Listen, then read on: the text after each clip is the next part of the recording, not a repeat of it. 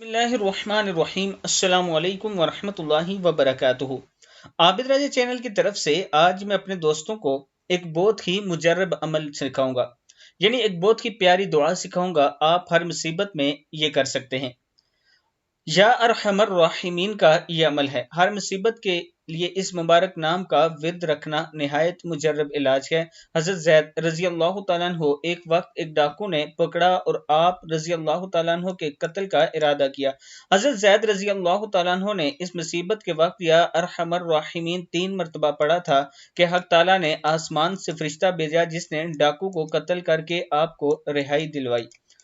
आप दोस्त ये अमल सजदे में 100 मरतबा इशा के बाद पढ़ सकते हैं। मरीज पर भी दम कर सकते हैं, मरीज के लिए पढ़ सकते हैं। किसी भी मुसीबत के लिए आप ये अमल पढ़ सकते हैं। इंशाअल्लाह इसका आपको बहुत ज्यादा फायदा होगा। या अरहमर राहिमीन दुआ जब भी हाथ उठाएं, अल्लाह ताला से दुआ करें तो ये लफ्ज जरूर दोहराया करें। अल्लाह ताला हम सब पर करम फरमाए।